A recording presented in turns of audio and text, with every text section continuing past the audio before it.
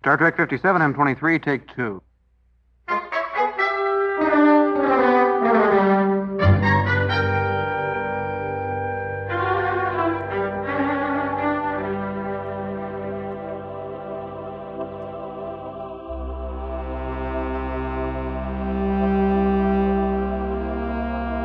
It's the It's Got Star Trek podcast.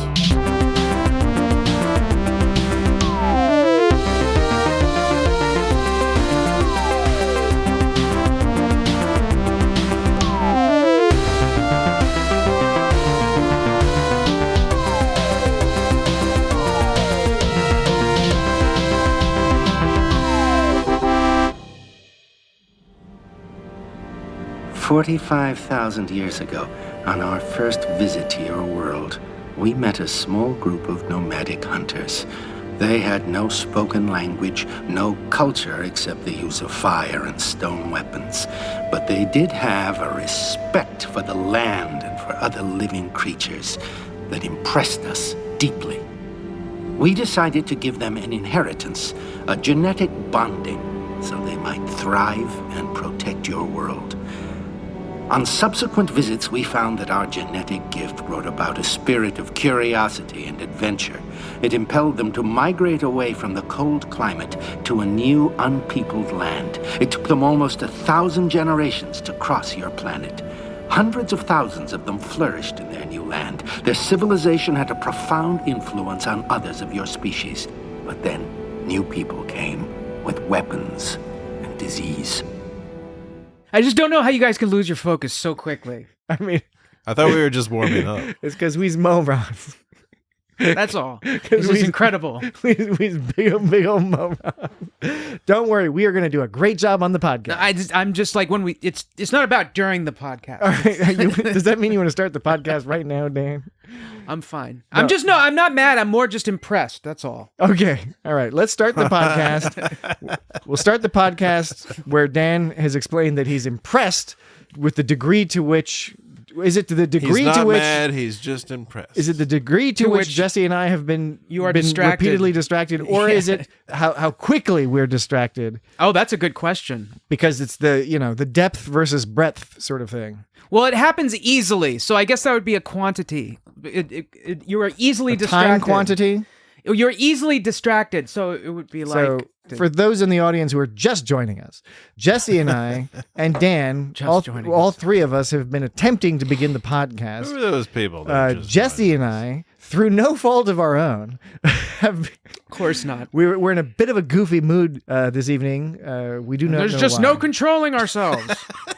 And Dan, taskmaster that he is, there's a lot of serious mode. There's a lot of stuff in this world that's out of our control. And we need to learn to accept those things, but this is not one of them. Yeah, it's a good argument you're making. I don't know if I buy it. I guess it could be that. I guess it's a matter of opinion. It could be that Jesse and I are under the thrall of some spirit, and that spirit is flowing through us and making us act a little bit goofy, and causing. I don't think you actually got. I don't think delays. you actually got through your explanation. Which explanation? Explanation of what of what you were Are like. you accusing me of being distracted again? Yeah, because you were like, to those just joining us. Oh, okay. Dan has good reason to be like, what are we being? What are we being? We're distracted, and then it right. went off into a different direction. Okay. So, Star Trek. Perhaps I have cleverly illustrated your point. Yeah, often distracted, often wrong. So. Mm-hmm. All right. Hey, Star Trek. Hey, Star Trek. Hey. That was a good turn 'em ups.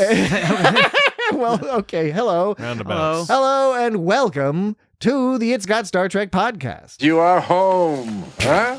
Huh? Oh. It is, as it happens, it is the 259th episode. There's not a cloud in the sky. Of the It's Got Star Trek podcast. Mm-hmm. And we welcome you to that. So welcome. Welcome. I feel welcome. Oh, so Dan was fiddling with his sound-making device, and so I thought you were preparing to play a sound. Oh, no, I was just fiddling. That's fine. You noticed. Yes, I did. I did notice. All right, yes, it's got Star Trek episode 259. We are, this week, discussing the Voyager episode Tattoo. Face marking. Yes, in this case, the tattoo in question... The tattoo in question is a face marking. Face marking. Yes, a Mike Tyson-esque face marking. Face marking. They don't actually say tattoo anywhere in the episode. I checked. No, you're right. I don't think they do. That's weird. Hence, Face marking. that's the closest you get. Now, not to be premature What's with our wrong with discussion, because it's not quite time for a discussion, but because you are correct, Dan, that I am in a distractible mood this evening, and if I don't bring it up now, I may forget to bring it up later. You mentioned that they didn't mention tattoo. Do you think that that was the studio saying, we don't want to say the word tattoo because tattoo is a naughty word? It seems improbable to me that that would be the case, but it also seems weird that they didn't mention the fucking word tattoo in a TV episode called Tattoo that is in part about the origin of Chakotay's tattoo. I can't understand. Is tattoo a naughty word? Are you saying that they called it tattoo, but they didn't use the word tattoo in the episode because they were trying to be like politically correct or something? No, so what Or you're no, doing he's is saying that they're calling it tattoo. Or are tattoos controversial because it would encourage teenagers to give themselves tattoos on their face? So you've just provided me evidence that perhaps the studio did not say, whatever you do, don't use the word tattoo in the episode named Tattoo, because then the studio presumably would not let them name it Tattoo. Right. Wait, Yes. are they calling it tattoo or are they calling it tattoo? I'm calling it Tattoo. It's an affectation. I'm doing it for the purposes of sort of engaging. I hated every minute of it. Engaging the ear of the audience. If you mildly, I'm digging it, man. if you I'm digging mildly aggravate the ear of the audience, it can help you hold attention better. You are human. Earworm. Like those old Errol's internet commercials where they pronounced Errol's in an Weird. odd way and in a slightly aggravating way, but you remember it to this day. Okay. Way, day. Arrows. You rhymed way with day. You rhymed some other words together too that I forgot. I apologize. I will continue. We'll get back on track here. So Thank you very much. it's got Star Trek 259 Tattoo. And next up is Patreon. Go to patreon.com Maybe we should just leave them alone. slash it's got Star Trek and oh what manner of glorious wonderful things you'll find there. I cannot say, but you can go look and peruse and get free previews, and if you like, sign up. You sign up. It's not that much money. It's My first time. a little bit worth of it. money. It's a lot of fun stuff over there. So go check it out. Patreon.com/itsgotstartrek. There's something over here I think you should see. All right. Now, we've had no haikus, which means sorry. No, Let me, it's the other way around. The other way around. Well, I mean, you can say either way. We've had no reviews, and therefore no haikus for yous. No. For use. Yes. For those who aren't aware of our current policy, our recent policy is that for every review we get on a podcast platform, iTunes, Amazon, whatever, Dan will write a bespoke haiku for the person who wrote the review. This week, no new reviews. Last week, new review. This week, no new reviews. Next week, like I'm fading. who knows? Fading away. We'll see. But if you want haikus, you got to write the reviews, all right? You have to choose. It's very simple. All right. So no new reviews, but I did want to thank the Green Shirt podcast for a shout out during their Shadow Play DS9 mini episode. They commented, Shadow Play shout out. Noted that our world famous Chief O'Brien sound clip. Chief O'Brien? There we go. It's a well fucking oiled machine here this evening. Mr. Chief O'Brien? Dan over here is Mr. Complain-em-ups. Chief O'Brien? When Mr. Complain-em-ups shows up, sometimes Mr. Slowfinger shows up. I was focused elsewhere. No, I get it. I understand. Anyway, thank you, Green Shirt. They commented on how, yes, Shadowplay, DS9 Shadowplay is where we got that Chief O'Brien sound effect. Chief O'Brien? It also remains one of my favorite episodes of the It's Got Star Trek podcast. I don't know. I think it just is a good episode. Good. I think everyone was firing on all cylinders. Nobody was Totally. nobody was suffering from slow fingers or distract-em-alls. So I didn't fall asleep at the end. yeah, Justy stayed awake through the entire podcast, which is really rare. Yeah. So go check out our episode on Shadowplay. Go check out Green Shirt's episode on Shadowplay. It's a TNG podcast, and it's the one, if you're looking for a TNG podcast, go listen listen to Green Shirt. But they started doing these DS9 minisodes. Thank you. Always Thank you so much. excellent. Yes. Okay, mail 'em ups. We do have one voicemail. Ready. I'm ready. Okay, I'm going to click play on It's my first time. the voicemail. Dear ultra-biased, beltway, intellectocrat, elitist hosts of It's Got Star Trek. That's me. This is Tug Jerkins. You might remember me. I wrote a letter into one of y'all's milestone episodes a while remember back. that. But I got a real bone to pick with you fellas. First, you condescend to us, the audience, with your spelling contest, but now you're trying to shoehorn in your blatant anti-racism agenda on your last week's episode. Yes. And you might try to gussy up your jargon with terms like slow warp, but we know you mean blue collar. Why can't you just keep the politics out of Star Trek? And do you even know Star Trek in the first place?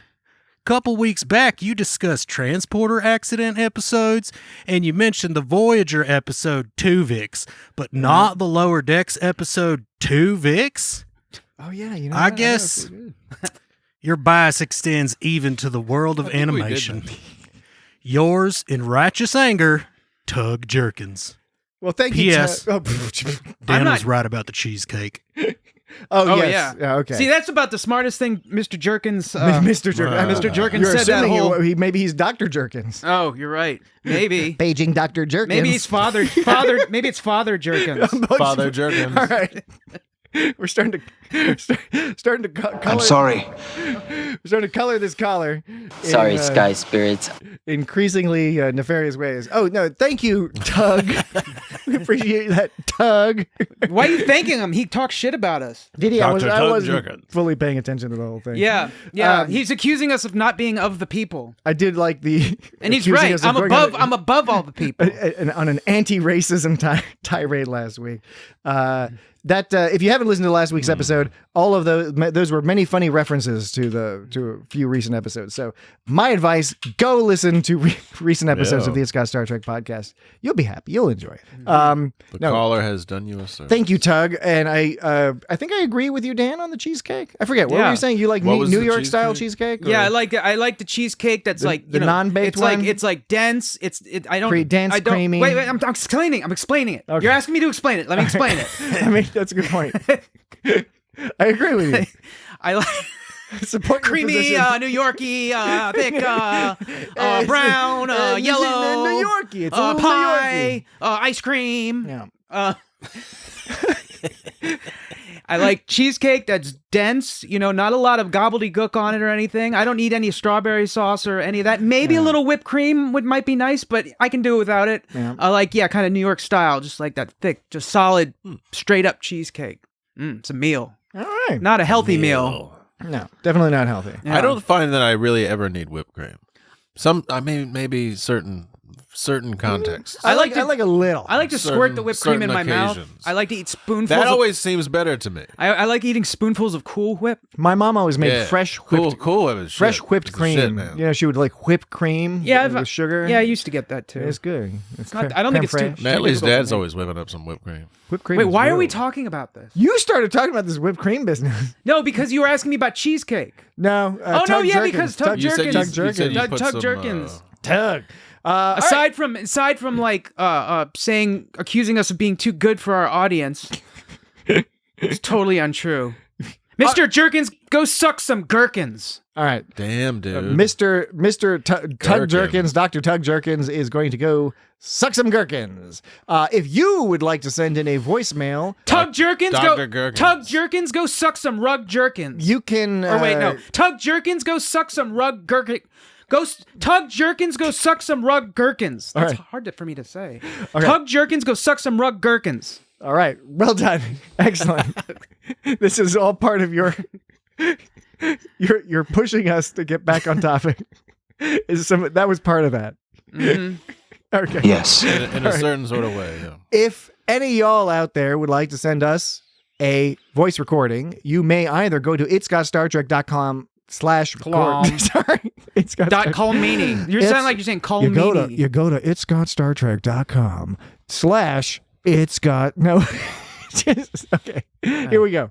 You go to www. Is something the matter with him? It's got StarTrek.com/record. That's where you go to. You can record something there on your phone, on the website. For how long is it?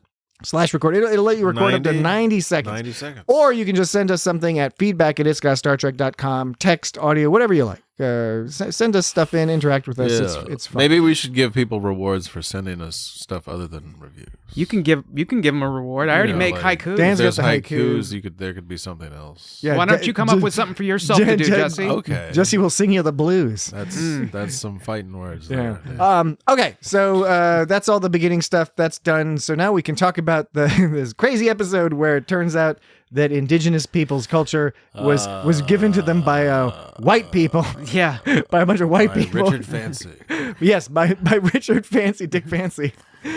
Dick Fancy's in this episode. So we might as well get that out of the way because Dick Fancy is Dick Fancy. Richard Fancy, I should say. Is it Richard or Rick? Richard? Richard. Richard Fancy is the actor who plays the main wrinkly white alien guy. Yeah. And you may recognize him from, do you know what, Jesse? Do you remember? Seinfeld. Exactly. He played Elaine's boss Yeah. on Seinfeld. Shamuzi. That was him, right? Yes, that was him. And Her longer lasting boss. yes, he was around You made for a it sound while. like some kind of shampoo, like longer lasting. Linger Longer. His name was deodorant. Mr. Lipman. Mr. Lipman. Mr. Lipman. He played Elaine's boss on Seinfeld.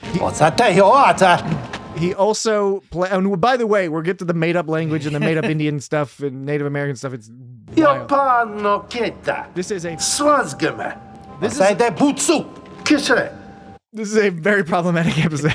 Yeah. Most of you who have watched it probably already agreed to one degree or another. But You may have decided not to listen to this podcast. yeah. Should I just forego all the other sounds of the language? No. I want you to play the language. It's not offensive for you to play the language for academic purposes. That's what I would tend illustrating. That's what I would tend to think, but you never know. If Yeah. something Evidence. could be- Yeah. I'm gonna try to Evidence. respect everyone. Jesse said the word evidence, so you have to. Evidence. There we go. All right. It's just a crazy idea. But Richard Fancy also played the Vulcan Captain Satelk in TNG's The First Duty, which is that's a Wesley. It's a Wesley. Wait, now episode. duty or duty for Patrick when he just Oh said. no! And We're now gonna- you can't play it back. We're gonna have to do it next week then. Okay. Next week, duty or no duty Well, for this. all right, Mark this you- moment. You pull it out. We're 17 That minutes in could or be, so. You 18 minutes. That in. could be Yeah, a you find it. special let us know. Hey, audience, let us know. Feedback at itsgotstartrek.com. Subject line: let us know. What did the vegetable minister say to the congregation? Let us pray. Damn you right. I don't know why I said it like that. I think I was so shocked that he got it right that I started just throwing weird You words really out. that shocked that I got that one? You really thought Jesse wasn't going to know that punchline? I thought maybe not. That seems like a pretty standard sort of Dan I'm- Glaubitz kind of joke. Yeah, Yeah. I think I might have told you that one before. Well, before we get to the weirdness of the episode, since we talked about Richard Fancy, we should talk about the other guest star, which was Chakotay's father. Kolapak. Yes, Kolapak. He's like an actor, dude. He was, yeah. Well, you don't fucking say. Henry Darrow. Yes, Henry Darrow. I was going to get there. He was born Enrique Tomas Delgado in New York City. Yeah. Do you know? Shamuzi. He played the Vulcan. He also played a Vulcan, just like Richard Fancy played a Vulcan in TNG. Henry Darrow played a Vulcan in Fancy schmancy. TNG. He played Admiral Savar I'm sorry.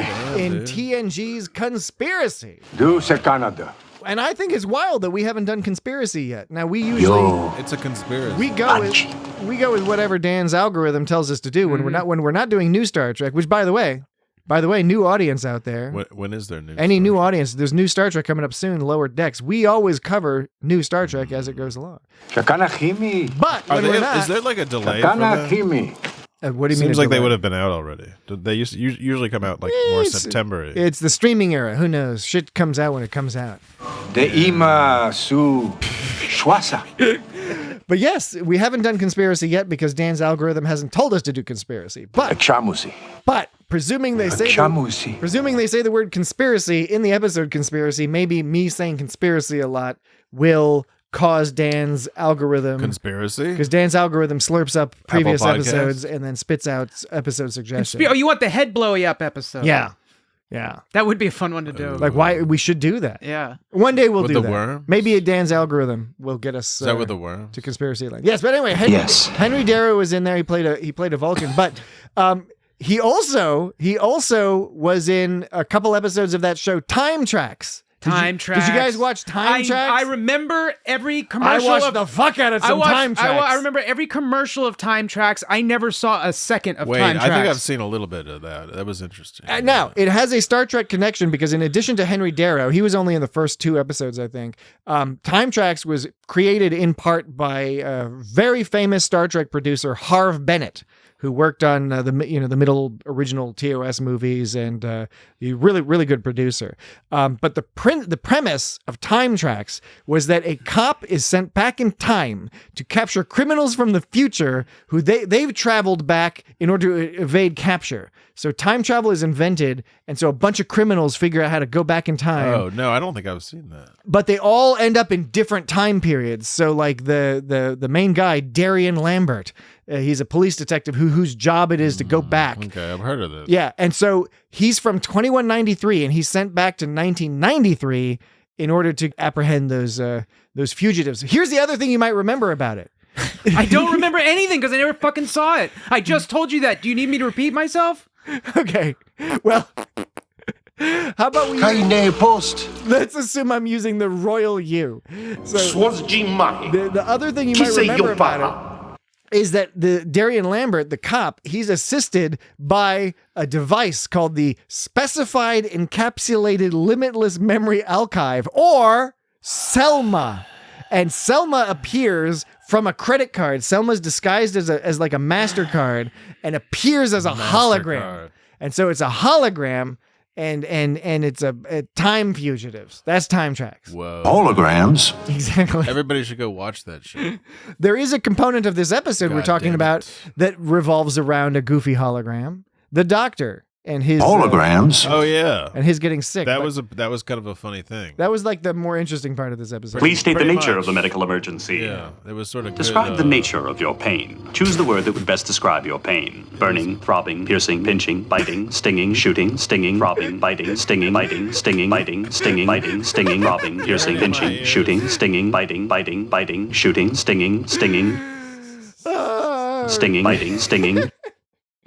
Stinging, biting, stinging. It's a cyclone. For real, dude. Yes. That storyline is also very interesting. Okay. So now I think Let's get down to it. we're well oriented. As we noted earlier on, this episode is controversial and considered somewhat problematic because of this whole idea that indigenous peoples in North America, their entire culture, they were cultureless until aliens. Right, that's gave what I them was wondering. culture. They presented them with culture, and they're just like, here's some culture, and then the culture made them curious, and then wandered the planet, and then they said they returned the alien. The alien white people. I don't know what you call them. The alien. I'm just gonna call them the aliens. They apparently came back 12 generations. The rubber people. The rubber tree people. sky Sorry. people. Oh my God. Not Sky spirits from above created the first rubber people in their own image. Oh, it was and led rubber the way to people. a sacred land Rubber where the people. rubber people I thought would it was- live for eternity. thought it Where was the rubber people would live for eternity. Rubber people. Sorry, Sky. Why do your Sky spirits from above Robert Sky spirits and led the way to a sacred land where the rubber spirits Sky spirits and led the way to a sacred land where the rubber people Man, would that live for sounds their like own image. you know what that sounds like? That And led sounds the way like, to a sacred land where the rubber people would live for eternity. Rubber people. the murmur. We honor the sky spirits. Rubber people. We honor the sky spirits. Rubber people. In cause and effect when Beverly hears the murmuring. The murmuring in her, that's what that part of that sounded like. Part of that. Yeah, so it was the sky spirits made the rubber people. The rubber people. This is ridiculous. I mean, it's really offensive. I'm not clear if the aliens are the sky spirits and they made the rubber people who is the group of people on Earth that they gave culture to? Is that the rubber people, or the sky people? The sky spirits, are they the aliens? And or the rubber people? In the sky. Or are the rubber people the aliens, and the sky spirits is like something even greater? Is there something higher than the aliens? It wasn't very clear. I gotta tell you, Dan, I'm having some trouble following this. Jesse's lunching out over here. Are the aliens the rubber people, or are the aliens the sky people? And are the sky people? You're saying did the sky spirits? Did the sky spirits make the rubber tree people, or the rubber people? Is there a difference between the rubber people? Where the rubber people would live for eternity. Is there a difference between the rubber tree people and the rubber tree people? people? Where the rubber people would live for eternity. Rubber tree people. The ancient rubber tree people. Sorry, sky spirits. I will never make friends with bugs. Bugs. Rubber people. Yeah, so there's the rubber people, the rubber tree people. I think Rubber biscuit. I want to believe that the aliens are the sky spirits, and You want to believe Allah? Wait! Fox Mulder. I'm not done. I'm not done. I want to believe that the aliens are the sky spirits, and the rubber people are the Earth people. Spirit in the sky. But I fear that the aliens are actually the rubber people, and the sky spirits is like a spirit greater than the aliens. That's what I think. I was thinking, but I want it to be the former. But I think it's the latter. No, I mean, and tell me and again, forgive me. No, what? You said no. Look, no, what? No, I don't. I retract the no. I'm just. This is. You just had nothing to say. You had nothing to say over top of me at that moment. So much to say. So you had to say. I can't think what to say over top Dan. So I'll just say no a bunch of times. Precisely what to say, which is that. Forgive me. No, I agree with you 100%. Because I was paying attention. I agree with you 100%. To the various permutations that you were laying out. However, I was not necessarily absorbing them, so forgive me if you did mention this permutation. But the way I interpret it is that the rubber people are the aliens, but that they were referred to as the sky people, as the sky spirits, by the humans that got turned into rubber people. You're making a third... That's okay. That's a third position. So it is a new permutation. It's a new position that one can take. Yes. So that's how I was. So either the aliens are the sky spirits and the Earthlings are the rubber people, or the aliens are the rubber people and the sky spirits are something greater, or the sky. It's a matter of perspective. Where the rubber people are the sky spirits, but only from they're sky spirits from the perspective of the Earthlings. We got a break coming up soon, so I think we might gotta make one of those grids, with the clues on the columns and the rows, and you put the X's when you can rule stuff out. One of them logic puzzles. Yeah, I think that's in order. Something along those lines. Anyway, we still have 4 minutes. What? Rubber people. Until our break? The rubber tree people. The ancient rubber tree people. Given that we have only 4 minutes and we are in a giddy mood, let's save the discussion about the fraudulent Indian advisor, Native American That's what advisor. I was going to bring. That's what I was going to bring up. We're going to save that until the next break. That's what I was going to bring up. When you started talking about the making of that episode, I was like, wasn't that advisor guy? You mean last week? No, just now. I was going to do that just now. Okay, well, now? that deserves a more fulsome discussion. So let's save that until the next break. So the next break, we're going to start out. I have a small feature, a very small feature. I wouldn't necessarily call it a fun 'em up. Let's call it a you'll see 'em up for now. You'll see if you like it or not. See. But it'll be brief, and then we can get into a proper discussion of some of the issues in this episode in particular, but also surrounding the Chakotay character more generally. But before we get to that, we should talk about something more fun. In these remaining few minutes before our break. Do you have any recommendations? The doctor. How about? I did have a question. And Dan, you may be in a position to resolve this. At the beginning of the episode, in fact, I think it's one of the first lines. B'Elanna, they're on this planet. They're looking for some ore or something. And B'Elanna mentions something being contaminated with acetylene. Wait, did she say it's contaminated? Did I mishear that? Acetylene. I thought she said it was contaminated with acetylene, and I thought, after I heard that, Astaline. I thought that doesn't make any sense. It said, no, this is what it says. The polyfarnide deposits are contaminated with astaline. So they're not contaminated with something called acetylene. No. Okay, good. I mean, that makes much more sense. What would you do with acetylene? Probably what it sounds like. Well, I was like, is it related to Vaseline or gasoline? Or is it a combination of Vaseline and gasoline and they just drop both the V and the G so there's no confusion? They call it acetylene. Burn, motherfucker. I don't know. It's a good question. All right. Well, thank you. I mean, that was helpful, Dan, that you were able to But the figure that out. polyfarnide, that's what they use to seal warp coils, apparently. Yeah, Didn't you I felt like their Starfleet uniforms didn't look conducive with like trudging around on like some rocky ass hillside. For something about it seemed awkward. Like they weren't. I agree. They should change up the gear. It almost looked the like Voyager jumpsuit thing sometimes is a little awkward. Yeah, it didn't look conducive to that kind of terrain conveyance. Bunch of silly navigation, train being. It didn't match well to terrain being. Well, you know. Maybe they are terrain traversing they're terrain. Traversing the terrain. Terrain. I mean the terrain. Where would I stay? Yes, indeed, indeed. Where would you stay? Where? We wouldn't know where to begin. Voyager's not that big. No, it's not. We should talk about the Doctor. Yeah, we will talk about the Doctor, but we're now up on a break. So why don't we talk about? Let's talk about the. Let's do the break. Let's get down, get funky, do the break. We'll do a logic Are we puzzle. going to do a funky break? We're going to do a funky breakdown break, and then. Oh shit! Jesus, what the fuck was that? That was way too loud, dude. I didn't mean for it to. That was the sound of a like red. a I believe it's a red hawk. A red hawk.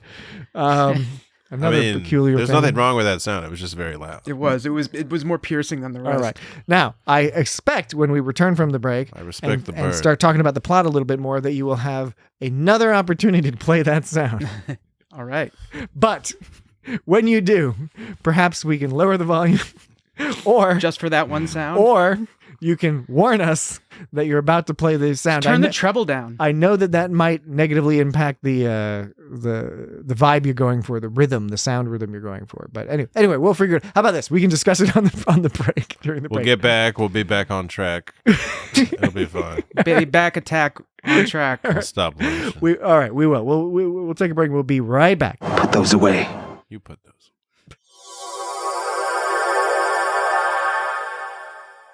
You all set? Yeah. Okay. Hello, everyone. We are back. Hello. Vegite, no, who's in it?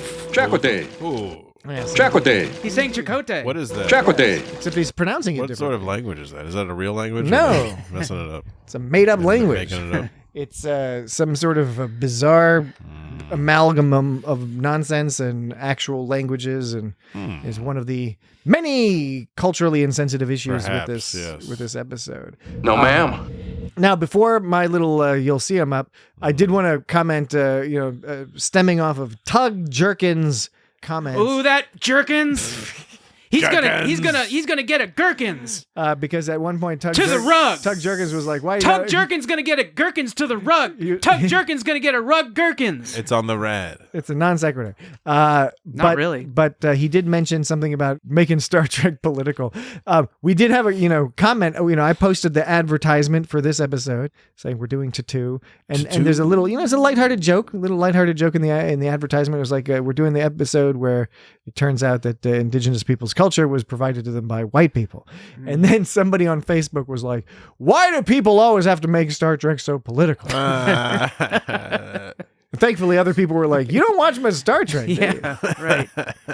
I generally don't reply to these people, but I do read them if it's funny. Yeah. It's funny to be...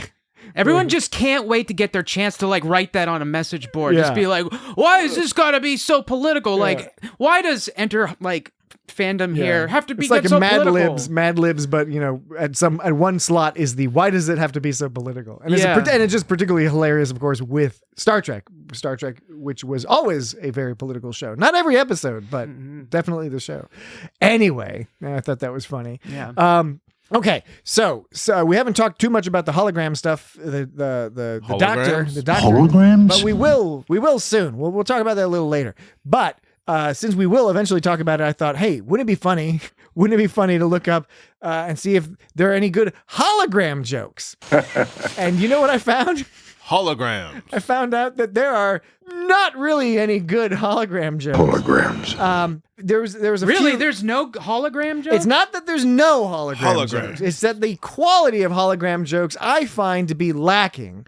I'll give you an example. This was, in my view, and granted, I agree, I understand, this is a subjective area, but this is, in my view, the best of the hologram jokes I was able to find. At least just the straight up hologram jokes. I'm going to extend on this in a second, and you'll see what I'm talking about in a moment. But this joke is the best one I found. It goes like this: my partner called me a hologram. I think they're projecting.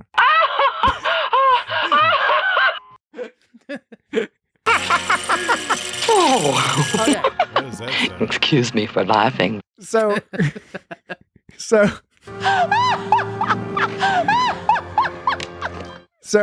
I looked up hologram jokes, didn't find many that I liked, but I did stumble across sort of a subcategory of hologram jokes, which is jokes by holographers. And holographers are scientists who study and or utilize holograms and holographic principles in both mathematical and physical theory and in creating actual things like special microscopes, because you can make a hologram from any wave.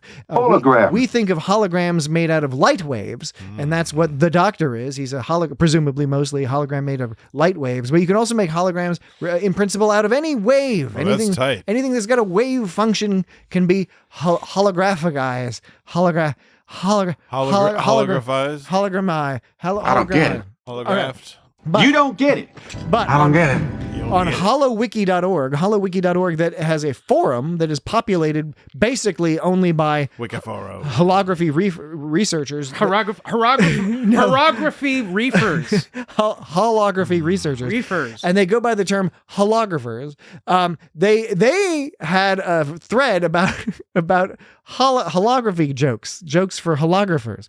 And so I thought I'd tell just a few of their jokes. Sure. What do holographers use to patch a cut on their finger? What do holographers use to patch a cut on their fingers? Is it something dumb like a hollow Band-Aid or something? No, it's pretty close. It's narrowband AIDS.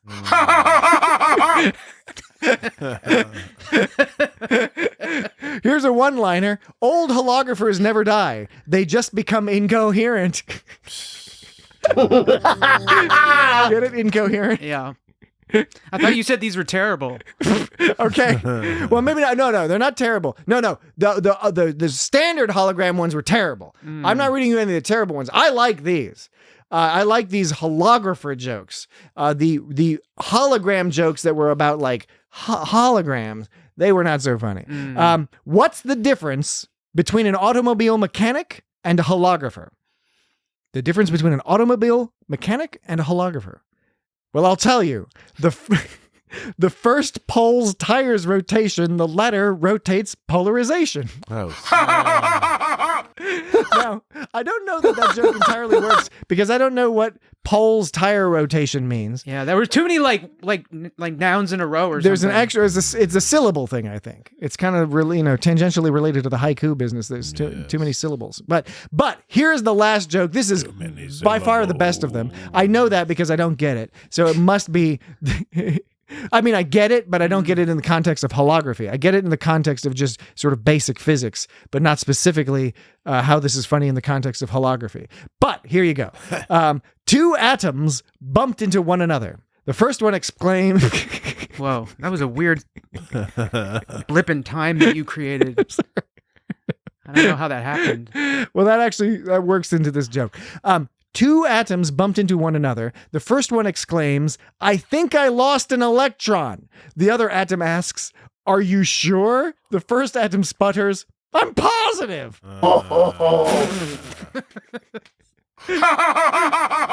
Get it? Because he lost an electron. Totally. No, electrons have a negative. They're negative. Negative charge. Anyway.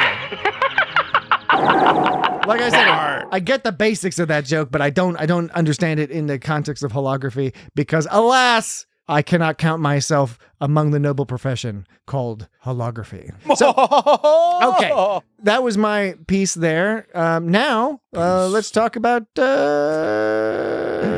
episode, the weird the weird. Well, we were talking native bit about it. Yeah, I remember like. So it's looking at this episode, knowing with the knowledge that their consultant is not really. You mean their consultant who went by the name of Jamaki Mamaki Highwater? Yeah, that guy, Highwater, and his real name being Jackie Marks. And rather than being of Cherokee descent, as he long claimed, he was in fact of just Eastern European right. So ancestry. Because we know this, it definitely paints it as like this episode. We know ahead of time that this episode is condescending, it's a bit baloney. Condescending and bullshit, and just we'll go through some of the very specific and all that reasons stuff. why. We're not just going to claim but that. What if we found out that this was actually made from a legitimate source? Would you still have the same opinion that it was condescending and fucked up? Well, that would be hard to parse out necessarily because if it was something more real, maybe. But there are other critiques of this episode beyond just the content. Of course, the thing is if it were real, it wouldn't have been what we saw. So, well, okay, it also can't be real in the sense that one of the greatest problems with this episode is that they have taken a trope that's used a lot in Star Trek. I mean, it's used a lot in science fiction generally. It's a common literary trope, but Star Trek uses it frequently, so frequently, in fact, that over time it's become problematic. And what I'm talking about, forgive me, audience, for keeping you on tenterhooks with regard to what I'm about to reference. What I'm talking about is Star Trek's tendency to treat alien cultures as monolithic and unitary. Yeah, right. In other words, all Ferengi are like this, They all have and the same greediness, outfit. and all the Klingons are like this. And the only planet that was like had two parts in it was because what was that? What show was that? I don't know what you're talking about. There's Dan. a couple of shows. It was TNG. It was attached. It was attached. Okay, an Where it was episode an we an- discussed where the- recently. where the planet had two cultures, but those two But. cultures were split up into different names. Yes. They weren't like we're all Earthlings regardless of where we're from. But there's a wide variety of us. Earthlings, is that what we normally go by? I'm saying to other humans, to other planets, we're Earthlings. Terrans, We're from Earth, but in Americans. But in attached, Are you an American? in attached. yes, they had the Okay, two let me cultures. fucking in attached. Okay. Yes, they had two different cultures, but they weren't both called by the name of the planet. In fact, the name of the planet was split among the two of them. It was interesting. Yeah. So it was very deliberately like trying to be. That was what I was out of the ordinary for what Star Trek usually the does. reason I mentioned that is because their one divergence from that rule was still kind of forced and and artificial, and it still was like they made a big demarcation between the different cultures. So, and here's the thing: Star Trek itself, the franchise, has recognized that is a problematic way to do things over time, and they have made attempts to flesh out the cultures and show a great deal more diversity in Klingon culture, Ferengi culture, etc. So it's a problem they recognize and try to fix over time. But it's also a legitimate literary tool because Star Trek is about telling stories, and so it's like, okay, here's the aliens and they're like this, and because you're setting up metaphors. Okay, that's fine. What's not fine is that to then transpose that same trope onto indigenous peoples of North and South America, because there are thousands of different groups of people who are completely diverse and varied in their culture, and they don't all know about each other because there's huge distances involved. Right, but they had the inheritance, and that's what connected them. That's the core offensive foundational problem with this episode, is that's the twist. Right, and so this whole episode, like, I felt as I was watching it, like it wasn't leading me anywhere. I was just kind of watching stuff happen. And it wasn't until the very end that I suddenly felt like, okay, that's what they were doing. Like, but I didn't feel like I said, I wasn't led in a direction that reached there. Stuff just happened. And then they connected it. They were just doing Starfleet procedure. They connected it at the end with this huge expo dump. That was like, just like they had to squish which is that short in for there. exposition. Plop. Thank it was you. a big old plop. I like that. I've been noticing that recently you've been using the term expo to shorten exposition. Yeah. Which is cool. It's hip. Yeah. Boy. It's like the emoji world we live in. It is. Another episode of Void. Can you, what would the emoji for expo be? I don't know. Like a building or something.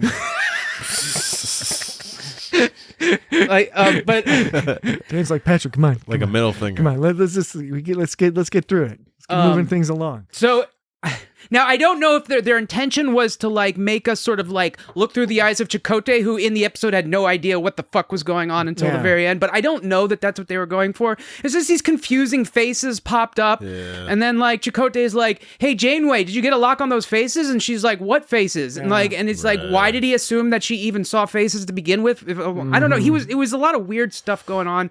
It was confusing. He ends up in this empty settlement. He starts taking his clothes off. Yeah, it was like a weird structure that looked different than the other one, but somehow he knew that was the same kind of structure, and then he got naked. Right. So are we supposed to believe whole flashback business that we haven't even really referenced in detail? We referenced the father. Are we supposed to believe that the reason Chakotay like got led to these aliens was because of the inheritance dragged him that way? Because how did they find this? I think it was just a coincidence. That's what I'm saying. Like, how did they find this planet? They just so happened to find looking for that ore, the acetylene. No, look, look. What are the odds of them finding this planet that happened to like be the home of the people that created a whole culture on Earth, right? Yeah, like it would be nice if there was a pull, but it doesn't seem like they didn't explicitly say that. See, so the only way I can believe that would happen is if there was his inheritance was somehow guiding him to them, but they never indicated that at any point in the episode. That's the only way you can believe. Like. Yeah, because how else are they just going to randomly find this fucking planet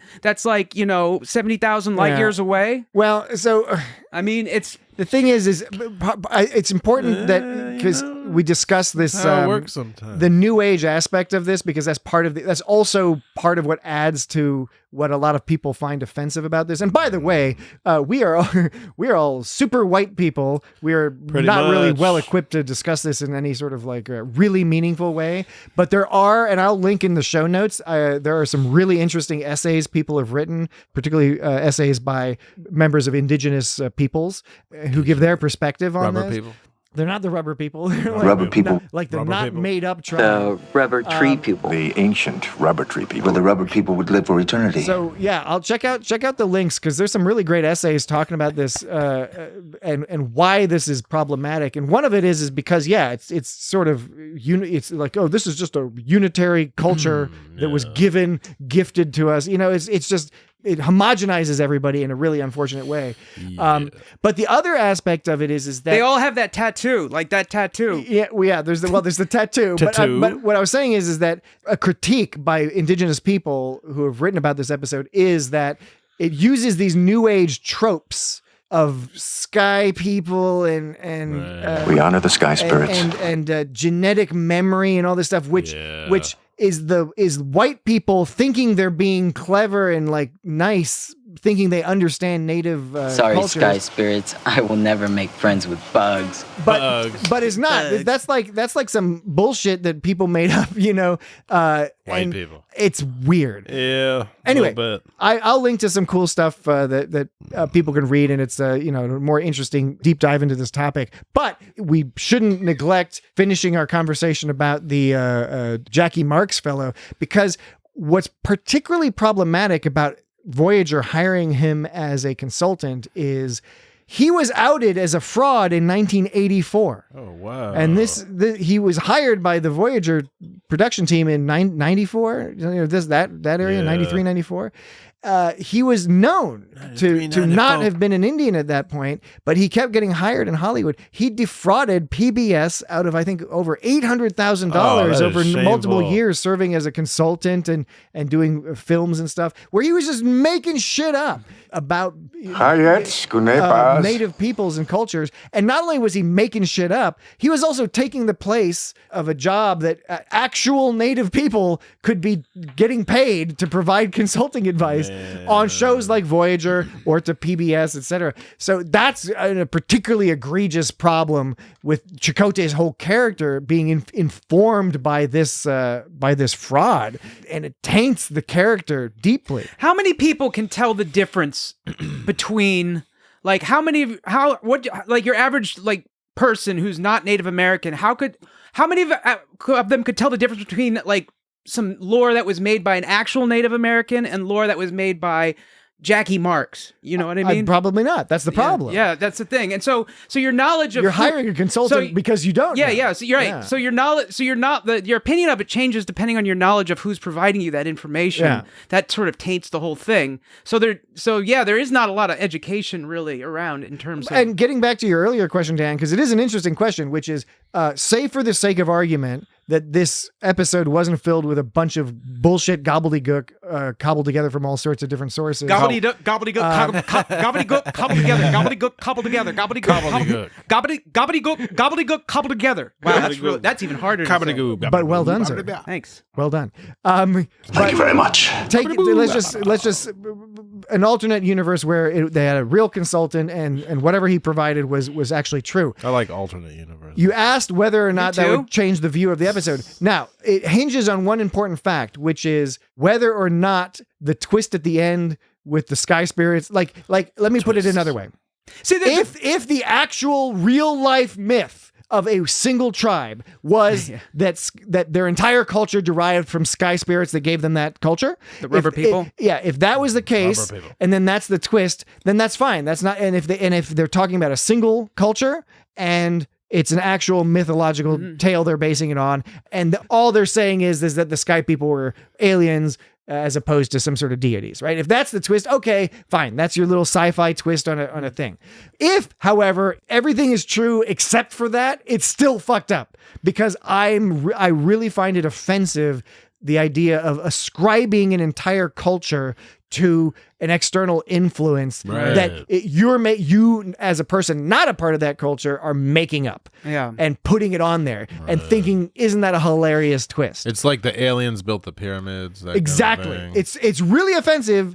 I know it's funny to see the guy with the funny hair and it's like, haha, yes, aliens built the pyramids or whatever. Oh, that meme guy? Yeah, but it's also really offensive to say that because it's taking away the agency and brilliance of those actual ancient peoples and how clever they were and how good at math and engineering, and saying, oh, they couldn't have done it. It must have been aliens. That's fucked up. And it's also fucked up to say, hey, your culture is a result of aliens, and more so when it's white aliens, white aliens who were Elaine on Seinfeld's boss, Richard Fancy.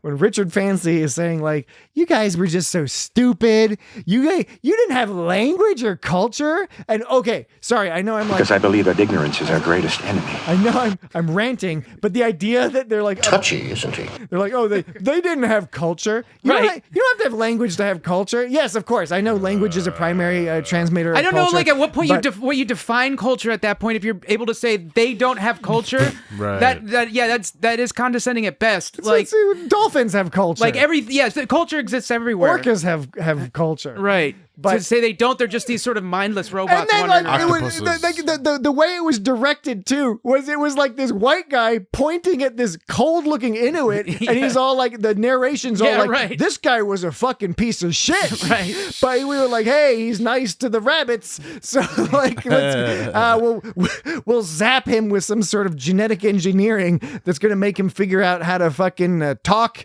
and tell stories and become curious. Oh, come on. I mean, it is crazy, but their genetic gift made them curious. You know what's even crazier? What's even crazier to me is how little this episode is in the conversation of problematic Star Trek episodes. There are plenty of people who talk about it, but it's nowhere near like Code of Honor in TNG or some of those episodes where you're just like, oh, they missed the mark. But it really should be, because this is a pretty fucked up episode. And when you go and look at Memory Alpha and some other sources about like the background, man, everyone was like all about this episode. Michael Piller got this episode was submitted by some freelance guy. He'd done a couple things before, nothing particular. I think he maybe did an episode of TAS maybe. Wow. But he submitted this idea, and the original idea was even crazier, apparently even more offensive, more like overtly offensive. But Michael Piller said they bounced this idea around for a while. They thought it was going to be a first season episode, but it just took them forever to sort of figure out the structure. And I think it wasn't until they got the flashback thing going that they were like, okay, now we can write this. Michael Piller was not happy with how it actually turned out. He was a little disappointed with it, but a lot of the other people involved because it didn't go anywhere. It was just like stuff happened and then they connected it all at the end. The other thing that was kind of interesting that Michael Piller talks about is that he was also going through a thing where the pacing of television had changed and it was getting faster. And he thought that, Star Trek Voyager had some ratings problems. MTV. They were like, it was successful on UPN, but the first season, they realized there were some hiccups here and there. And so they were trying to figure out what to do. And one of the things they looked at, they were like, well, the pacing of TV is picked up. So we've got to match that. We've got to update how we pace these episodes. So when he was writing this episode, he was like trying to write as many scenes as possible to like get as much info in and just keep cutting. So it's not as fast paced as what we might be used to today in 2024. If you know that and you pay attention, you're like, oh, it is edited a little quicker and there are like sort of more scenes. But going to what you're saying, Dan, it's more scenes of kind of nothing.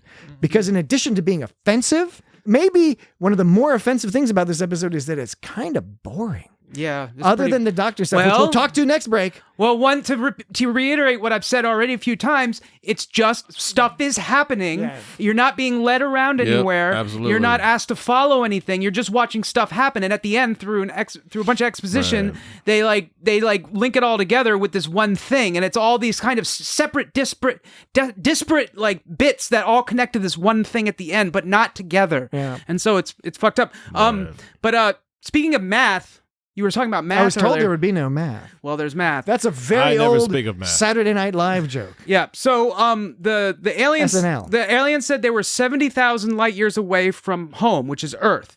Okay, so 70,000 light years away. They said it took 2 generations for the aliens to reach Earth when they went back to visit in the year 2000. In the year 2000, they visited Earth. Did they say 2000? They said Or are you doing it like a Conan O'Brien joke? No, I'm not. They said 12 generations ago we visited Earth and if all our shit was fucked up. That's what they said. So you think that's 2000? So that's Did you do a calculation? Yeah, if we're saying a generation is about 30 years. So you're doing one of those the medieval monks that were trying to figure out the age of the universe by looking at the ages. So and so begat so and so begat so and so. Well, I mean, that's how they arrived at the 6,000 years. It's the only information we're given. Look, what they say is no. I think I'm here's the line. Highlighting your cleverness. Right. Here's the line. Many sought refuge in other societies. 12 generations ago, when we returned, we found no sign of their existence. So yeah, that's the best. Okay. Yeah. So okay. So 2 generations for the aliens to reach Earth when they went back to visit them. If they did it in 60 years and it's 70,000 light years away, that's about. I worked out is about 700 billion miles per hour. All right. And light moves at a speed of over 670 million miles per hour. Mm-hmm. So that's over 700 billion over 670 million. That's over 1,000 times the speed of light. Mm. It's interesting. Warp 5 is apparently around 200 times the speed of light. Oh. And apparently Warp 8 is just over 1,000 times the speed of light. So we can posit that the aliens were going warp 8 when they visited Earth from their planet of Aliendonia or whatever it's called. They zipped on in. They zipped on. They went warp 8 the whole time for 60 years. You truly have a dizzying intellect. No, I just like plug things into things that tell me the answer. You mean a calculator? Yeah, that's what's so great about math. You just tell something else to figure it out for you. You just got to get the right order of things. I like math. And I like the math that you just did, because that's an interesting fact. Mm-hmm. That's a value add. You've provided a value add to the podcast. Sweet. Yeah. Because most of what we're saying is not particularly insightful, You noticed. Or new or anything like that. We hopefully say it in a slightly entertaining way. Slightly.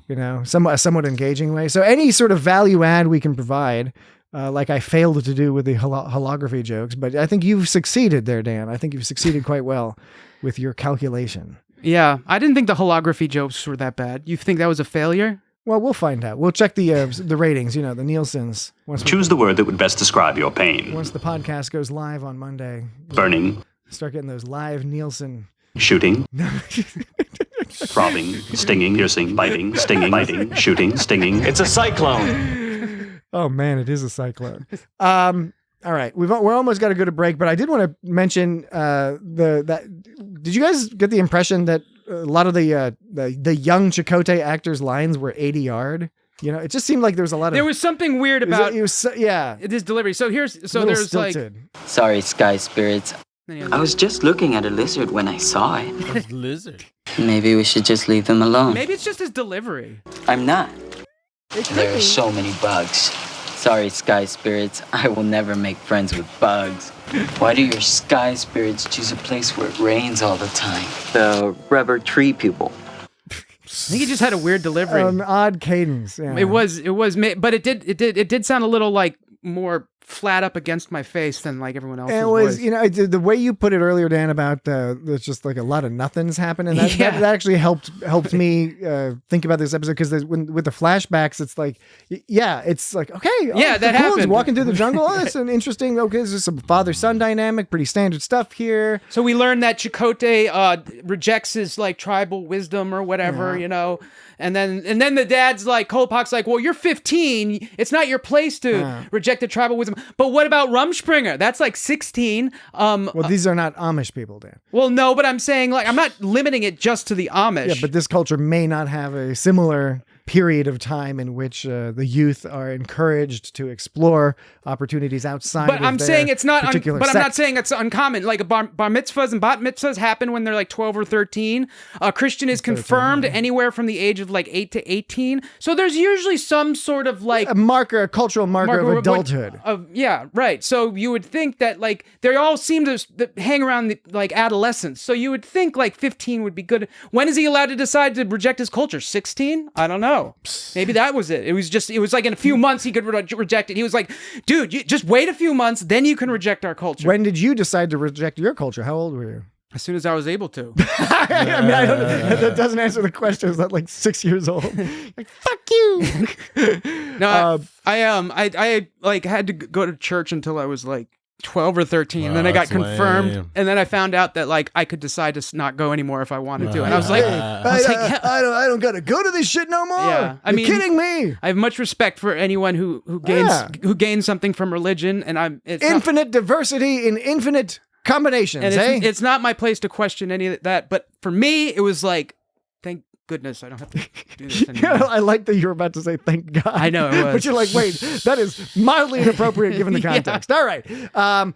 Jesse, Dan, and I are going to get our contexts all realigned when we take this quick break. But then when we return, we will conclude our discussion of Voyager's Tattoo. Be right back. Keep doing that. Let's go. Pack it up. A diddly do. Back it up.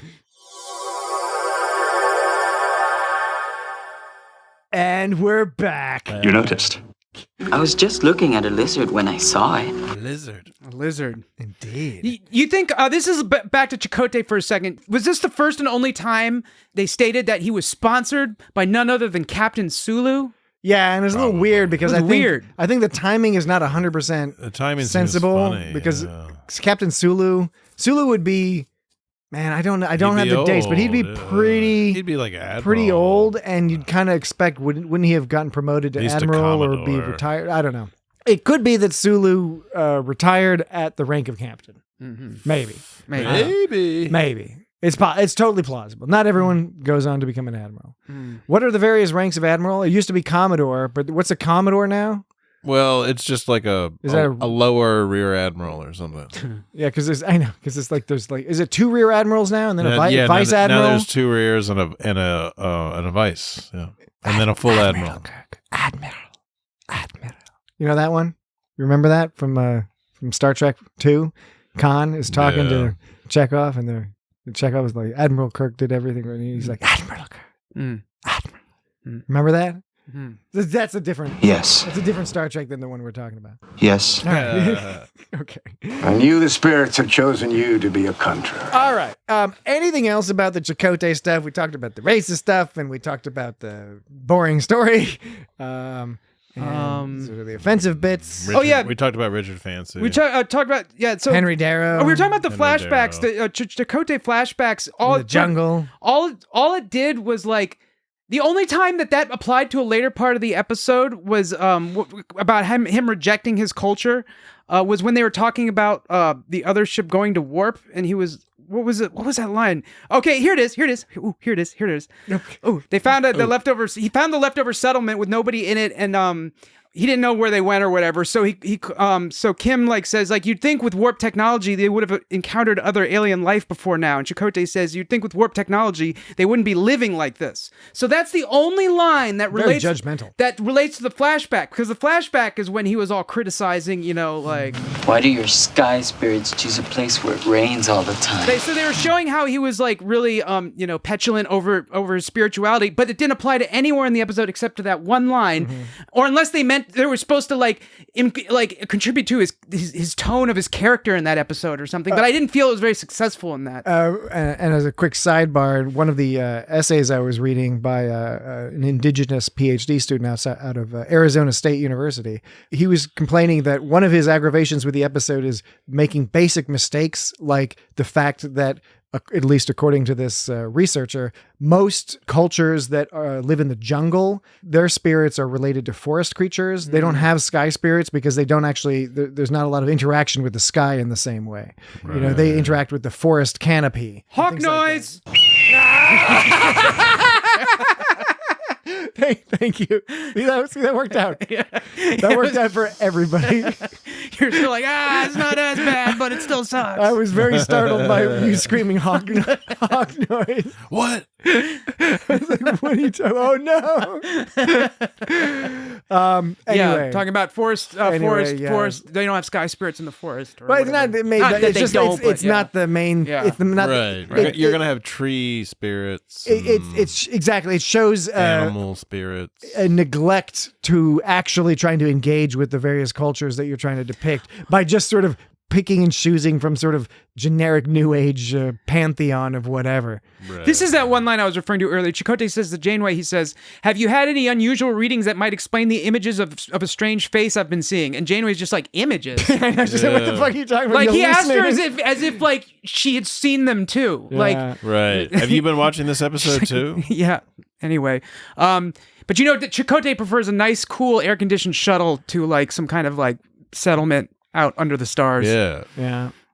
Not by the end of the episode where he could start hearing the hawk. All right. After he got naked. Yeah. Hawk noise. Oh my god! Did you like the part where Chakotay's body double got naked? Yeah, it was a body double, wasn't it? That was disappointing. Very disappointing. Yeah, like, come on. But yeah, we saw Bobby Beltran. Is this the only episode we see butt? Like, we don't see crack. No, you see there's some crack in no, you see the top of crack, which isn't the same as crack. You see front crack. You see like a little crack cleavage, but you don't see crack. Front crack. Front crack. Where do you see front crack? Well, on the boobs.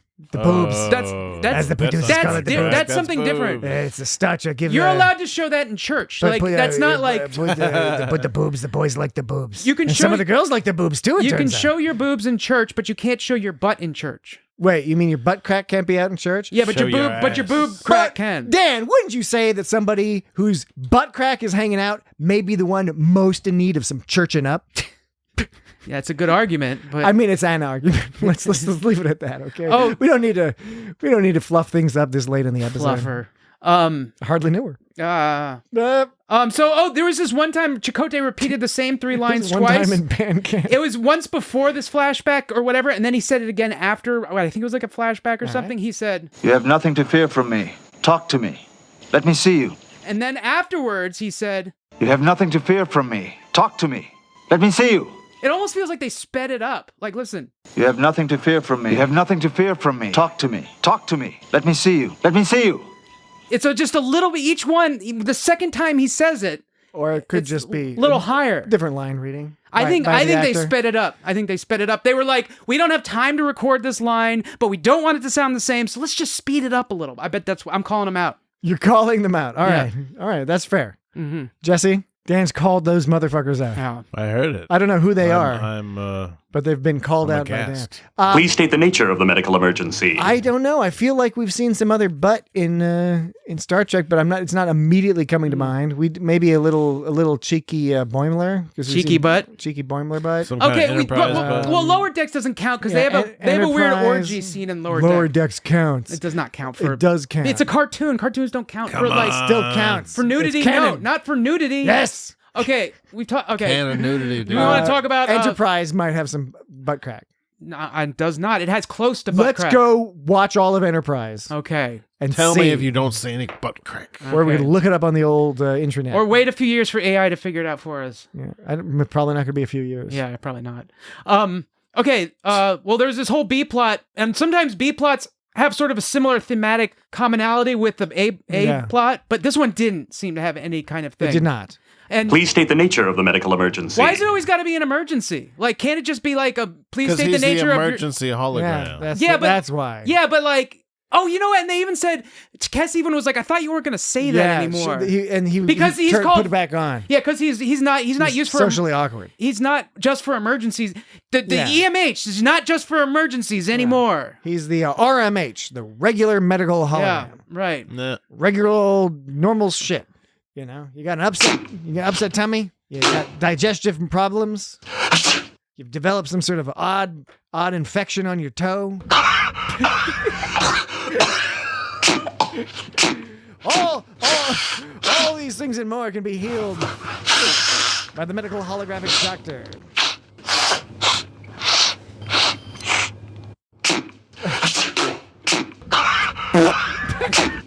Okay. All right. Thank you very much. Oh, no. We all appreciate it on behalf of Jesse and the audience. We very much appreciate that. Thank you. Okay. So, this idea... I don't require any compassion. For the doctor, to get sick was actually Robert Picardo's idea. He just thought they would be funny for the doctor to get sick, and he thought originally maybe it was something done to him or whatever.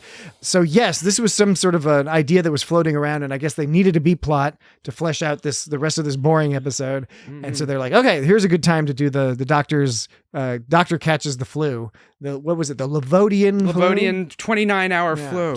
And they did a very clever thing at the beginning. The beginning of the episode is to present us with a scenario to remind us of the lack of empathy that the doctor shows at this stage in his evolution. Well, it's midway, early in the second season. Well, it's funny. At first, like the plan was that he would get sick, and Kess was like, you should get sick to figure it out because she thought it would give him empathy. But it did the other thing that people do instead, where they're just like, I'm dealing with it. You should deal with it too. At least at first. At first. Neither do I, and you don't hear me complaining. And when it switched over was when Kess, which I think this is some form of assault that she performed, like mental and physical assault. Interesting angle. Because like she got him sick, like she made him sick.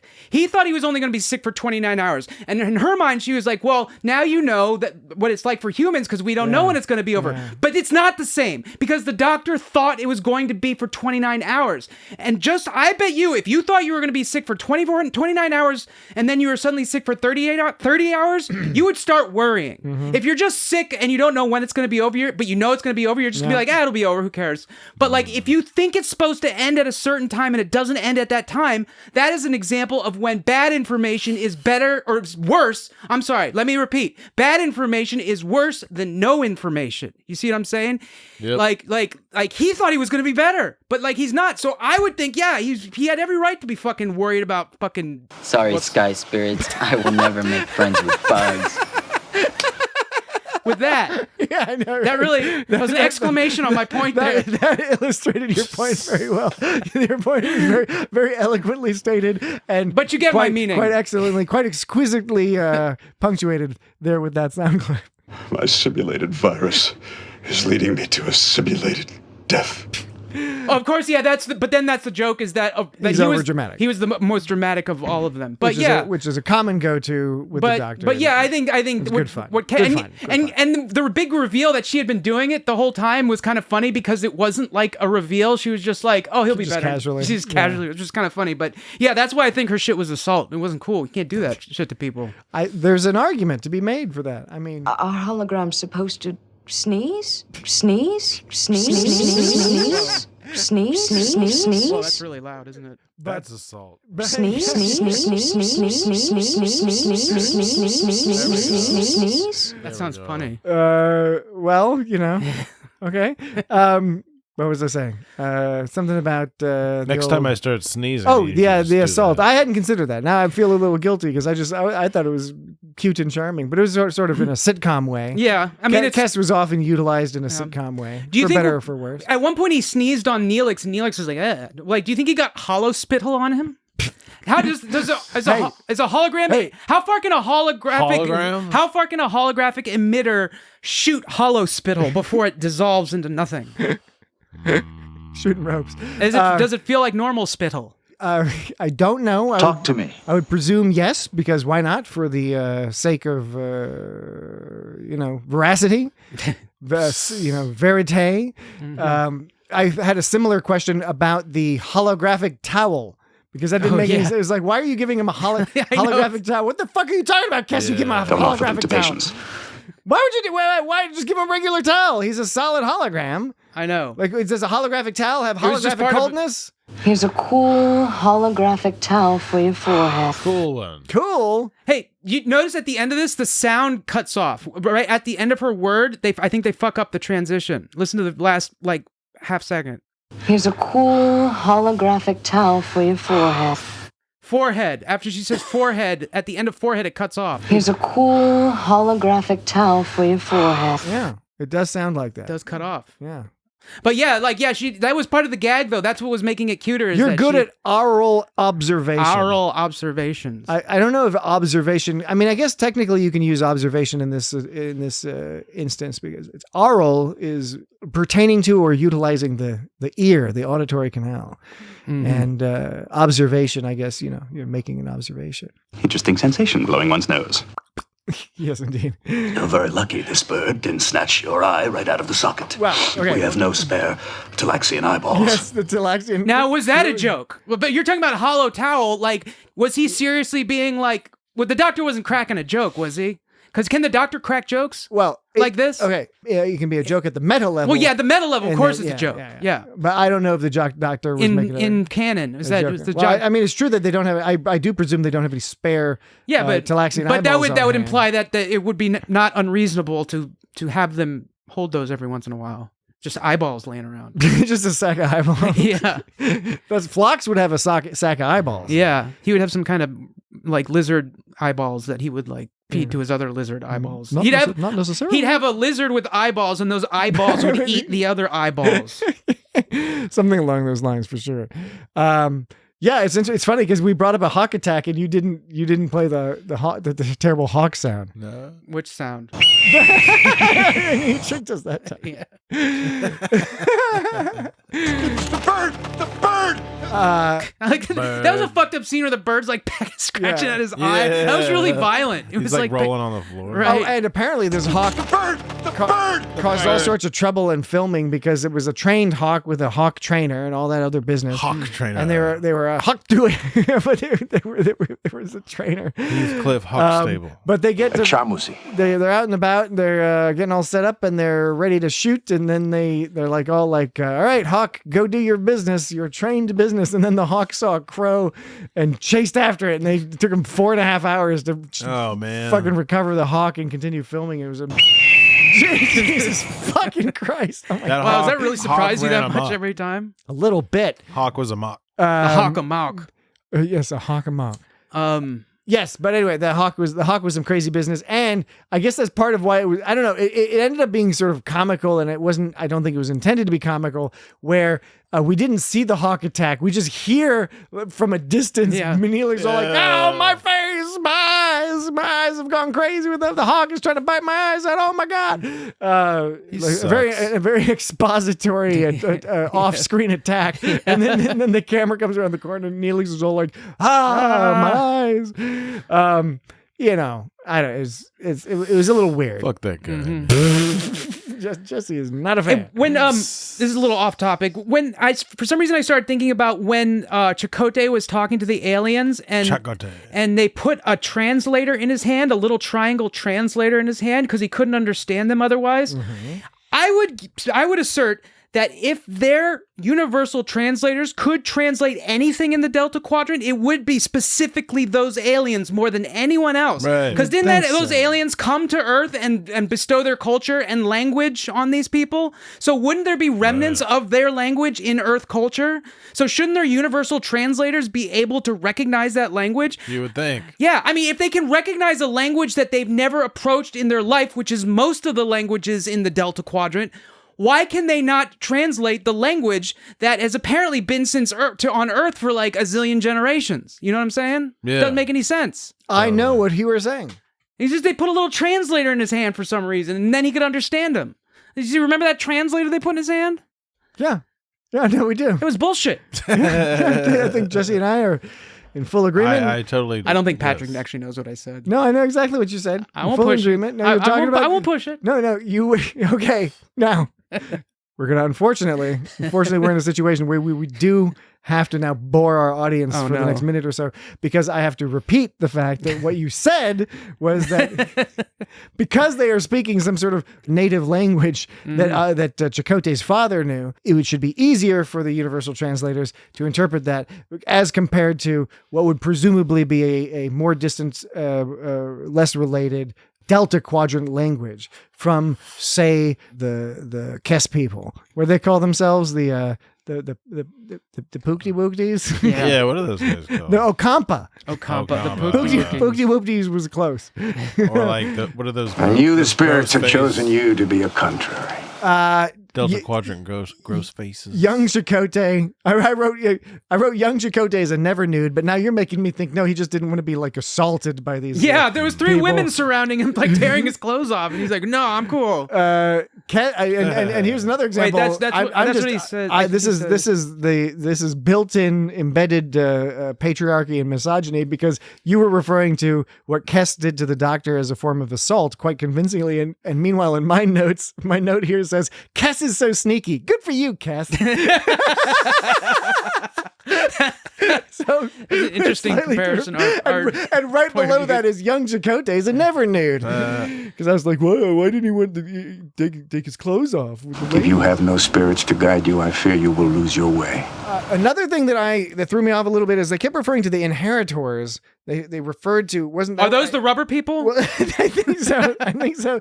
But the thing they're not the sky spirits. We know they're not the sky spirits. Or are they? Wouldn't they be the inheritees? Is that a word? Inheritees? I don't know. Inheritor? I couldn't answer Like, if that. I inherit something, am I the inheritor, or am I the inheritee? Or is the inheritor the person who passes along the inheritable asset?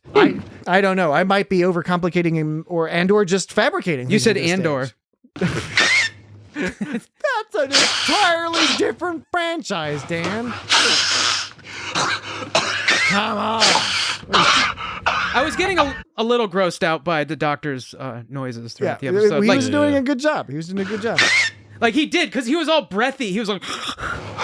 Did you like the lightning cave? Yeah, that reminded... Chakotay's lightning cave? Oh, yeah. That actually reminded me of the final level in this Ghostbusters game I had on my Apple II Plus. I think there's also one on... There's also one on the Nintendo Entertainment System. I think there's various versions of this particular game, but the last level has you try to run through the door while the Stay Puft Marshmallow Man is jumping up and down, and you have to walk through him while he's in the air. It's really lo-fi, and it's like, the graphics are all like old, but like you have to time it just right, and his jumps aren't timing like evenly. That scene reminded me of that part of that game because he had to run through the lightning and it was like you had to catch the pattern and then jump through. Now I know that's a trope that often happens in lots of movies and television, like Indiana Jones did that. But for some reason, the way this was presented, it was like he had to get through this one pixel. He had to get through this one pixel of spot. It was oddly staged. Yeah, because it was a very direct look at this cave, a very man-made looking cave, which may have been fake ass lightning. This goofy ass lightning that was two-dimensional and like only one. There's not a cloud in the sky. Only one two-dimensional plane, and then it wasn't clear if Chakotay was dodging the lightning. I think he was going, or if he was impervious to it because he knew it was like an illusion. No, he was watching the timing it. He was watching the pattern, and then when it went away for a sec, he went in between bolts. Is basically what happened. It was unclear to me. And he just had to pass one tiny little threshold. Now, Dan. Not a pattern. I noticed they said inertial dampers. No, I didn't think about that. But they did have a countdown, and I wanted to know if you had timed out using your math. Oh, the 20 minutes. No, that one was no, because there was a whole like 10 seconds, 20 seconds. You know how when they were like going down. Like I was curious if you're right. Like when they're trying to land the ship and then they abort the landing because they're all like 30 seconds. 10 seconds. I think I was 15 seconds. I think I was so busy looking. 17 seconds. I think I was so busy looking for the 9 seconds. I think I was so busy looking for the title in the episode that I forgot. I'm surprised at myself because when they started saying when she had she needed 20 minutes, but they only had 10. That jumped around too much the time. But you're right. That last one you mentioned, I should have been on that. I fucked up. Man, you're fucking up a lot. So we learned that inertial dampers, they don't just affect the condition of those inside the starship. They affect the movement of the starship itself. We know this. We know this because Paris said something to that effect. What did he say, Dan? Is this how I'm supposed to set you up? While you search for it? Harry Kim goes, Alt-F.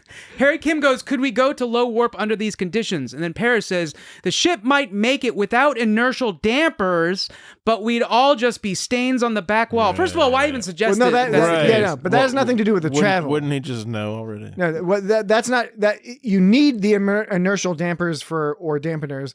He said they might make it without the inertial dampers. Yeah. Which implies in order to make it, they would have to turn the dampers off. But the downside of that is you go squish. Yes, exactly. But it's because you don't need inertial dampeners for in order to travel at warp. It's that if you don't have it, there's nothing preventing you from being turned to paste because of the acceleration. That's what it's saying. When you accelerate to warp. No, he specifically says the ship might make it without inertial dampers. Yes, the ship can survive. Yes, I know, but that's what I'm. The people can't. But that's my whole point. And my whole point is that must mean that inertial dampers affect how ships move, whether they're on or off. When you turn inertial dampers off, the ship is more mobile. That's what he's saying in that line. No, I disagree. I think he's just referring to the fact that a human can't survive. No, okay, look, that part, I guess that part is obvious. That's a separate, I'm making an entirely different point. All right. How could the ship make it, how would turning off inertial dampers help the ship make it out? I thought they were having energy problems. Wasn't that the issue? That they were having some like energy problems? They were trying to save energy. I don't know. I don't remember. Like, is that it? I'm not well equipped to argue any of these points because I don't really remember this part. Okay, no. You might be right. Actually, it might be. It just sort of washed over my brain. It might be if they turn off inertial dampers, they get more power. That's the only thing that would make sense to me. That could be power. That could be it. Yeah, I don't know. They should have turned off life support. They're always doing that. Aren't they? Yeah. Right. No, they could have. Yeah, because the air lasts for a little while. A couple quick things here. Now, get me somebody who can tweak the computer and make me feel better immediately. Get me somebody who can tweak the computer and make me feel better. Doesn't that sound like he sounds like a fucking Muppet? Yeah, dude. Get me somebody who can tweak the computer and make me feel better. The computer. Can tweak the computer and make tweak the computer and tweak the computer, tweak the computer, tweak the computer, tweak the computer, tweak the computer. You advertise this as a couple more things. So what's was the that second? Two things? What's the second? Duty or no duties? Second of the things. 3 duty or no duties. Oh, okay, all right. Duty number 1. All right. Or no duty. Okay. Perhaps a day of rest off duty. Duty. Off duty. Duty. Off duty. I say duty. Duty. Off duty. I say duty. It's agreed. Duty or no duty. Number 2. The duties have it. Duties have it. Thus, I will gain the experience that you suggest would be beneficial to the performance of my duties. I lean more towards no duty. Let's play it one more time. My duties. I mean, my duties. It's hard to say. It's like right on the line. Yeah, what did you say, Jesse? It's like that dress business. My duties. I say no duty. I say duty. So we have a tie because I say duty. Jesse says no duty. Patrick, it doesn't. I say no duty. The game is not duty or no duty or maybe duty. It's duty or no duty. So what do you say? You say no duty? I think I lean towards no duty. Okay, I say duty, but right, okay. Third one. Third and final. I intend to serve as an example of how one's life and duties do not have to be disrupted by simple illness. Duties do not have to be disrupted. Duties do not have to be disrupted. That's good. Yeah, duties. It's no duty. No duty. Jesse? To me, it's no duty. Yeah, no duty. I'm a little You just bit more agree with confident. what Patrick said. No, you said it first last time. I think all three are duties, but you guys think I'm only just one of them are listening. duties. I'm listening to what I'm hearing. All right. Tweet the computer, tweet the computer, tweet the computer, tweet the computer. Well done. Thank you, Dan. All right. I think that's enough for that goofy episode. Controversial, problematic, and kind of boring. Although the doctor bits were and fun. what makes it even worse is that scene of Voyager going down that cyclone. It's a cyclone. When it's that part, that would make for a fantastic trailer to that episode. Like you could watch that and be like, "What the fuck's happening to Voyager?" It would make it seem like an awesome episode if they used that as a trailer. But then it wasn't awesome. It wasn't awesome. It was not a particularly awesome episode. But we will talk about awesome episodes in the future, possibly next week. In fact, we know what we're going to be talking about next week because last week, Dan's podcast topic selection algorithm spit out 2 episodes, and we wanted to do both of them. We couldn't decide which. Yeah, I know. Tattoo was one of them, Tattoo, and the other one was What Are Little Girls Made Of? AKA Penis Rock. Penis Rock. We forgot to mention Ensign Wildman. Oh, yeah. Ensign Wildman was pregnant. Wildman. Yeah. With Naomi. Yeah, yeah. Why are you yelling? You remember Naomi? Yeah. I don't know why you're so excited about this. Stop shouting. Naomi Wildman was on many episodes of Naomi! Okay, all right. Naomi. It was that episode where they went to the Once Upon a Time episode. Yeah. Okay. So yeah, we were talking about my algorithm. Yes, your algorithm spit out 2 names, and the second one, which we will be discussing next week, is TOS's What Are Little Girls Made Of? AKA Penis Rock. All right. So watch that show and then listen to our conversation next week. And in the intervening time, if you'd like to send us an email and with a question about that show or comment or anything, whatever, a missive, send it to feedback@itsgotstartrek.com or find us on social media at It's Got Star Trek at most of the social media places. No, ma'am. Interact with us there. Again, you can go to our website, www.itsgotstartrek.com. Generally, no. All sorts of stuff to do there, including you can sort by series. So if you want to just hear our discussion of Voyager, for example, just click on the Voyager menu item and it'll filter us down to only our episodes about Voyager. I don't feel so good. Yeah. Facebook, YouTube, all that other good stuff. Reviews for haikus. No, haikus were for reviews. But I have accepted your challenge. Write us a review. That'd be great. It's helpful to us. Yes. And then we'll give you a haiku. Unless you don't want one, tell us in the review that you don't want a haiku, and then we won't give that. You have to include your address so we can come and kick your ass. Okay. Jesse's been getting increasingly aggressive. I knew the spirits had chosen you to be a contrary. Be a what? If you have no spirits to guide you, I fear you will lose your way. A contrary. Okay. A contrary. Okay. So yeah, what are Little Girls Made Up? That'll be what we'll talk about next week. Until then, I don't know the ancient language of my people. Have a good one. Goodbye. You may both leave now. We honor the sky spirits. Indeed we do. Rubber people. What seems to be the problem? Oh, my simulated virus is leading me to a simulated death. It's nothing to worry about. I just added a couple of hours to his computer program. He'll be fine in about 45 minutes. Knowing when it would end didn't exactly make it a fair test, did it, Doctor?